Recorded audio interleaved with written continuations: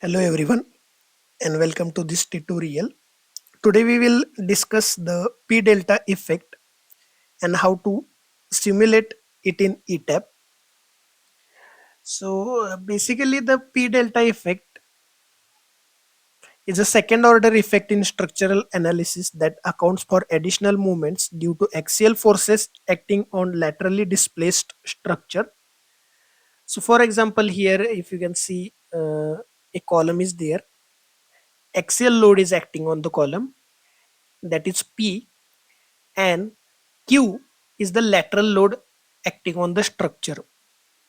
So if you are performing linear analysis, then this will be the case, and the moment generated will be Q into H at the base.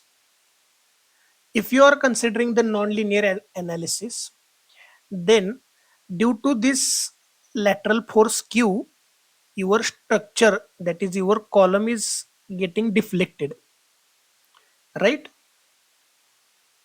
And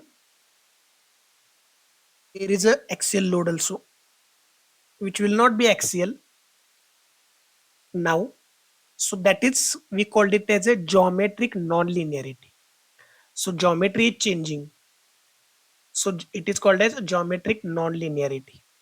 So the moment will be Q times H plus P times delta. So some additional movements are there. So that is the difference between linear analysis and non-linear analysis, basically for geometric non-linearity.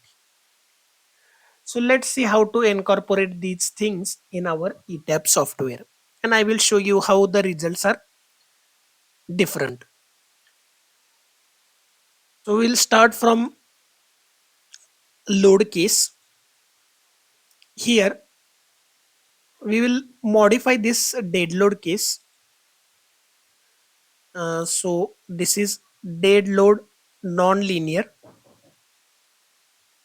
Now here select the option non-linear static. Okay. Initial condition, keep 0. Initial condition, start from the unstressed state. Okay. Now here load applied in this, you can add the other loads like live load, and you can scale this load as per the codal provision. So generally 0.25 and 50%, these are the two factors. Super dead load is there. So you just need to consider dead load, live load, and other loads. Like you don't need to consider the EQX and EQY. These are the cases, these are not the loads. Next, here geometric non-linearity option. So here you have to select P delta. There is another option P delta plus large displacement, but you can go with P delta. Now you can click on OK. To simulate the results more correctly, uh, I want to add a model case. So here add copy of the case. So here we will write model non-linear.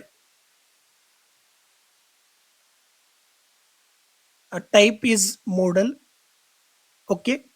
Now P delta non-linear stiffness. So here you have to select use non-linear case. Okay. And here you have to select the dead non-linear. Means first dead non-linear case will be carried out, and at the end whatever stiffness is there, that will be considered in the model non-linear case.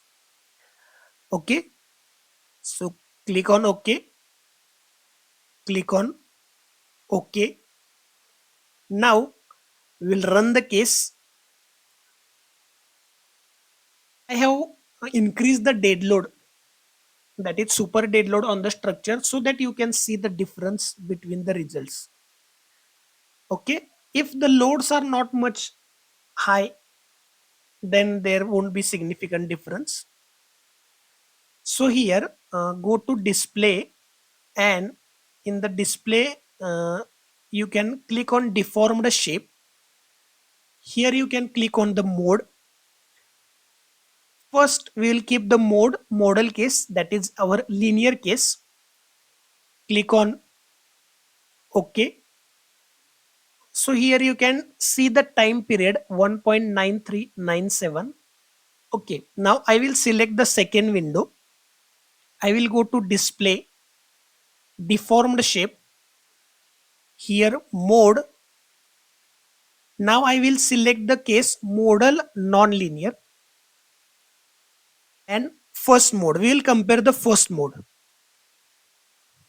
Click on apply and OK. Now here you can see the time period is changed. Here in this case, the time period 1.93 was there and some more digits are also there, 1.93 or 94. And here you can see 2.05. That means your time period is changed because we have included the non-linear effect, that is P delta effect. So as the time period is changing, similarly your other response quantities are also going to change. So this is how you can add the P delta effect in your structure, and you can compare the responses of linear case as well as non-linear case. I hope the concept of P delta is now clear to all of you. If you have any doubt, you can ask me. Please like, share, subscribe the Real Civil YouTube channel. Thank you. Thank you so much.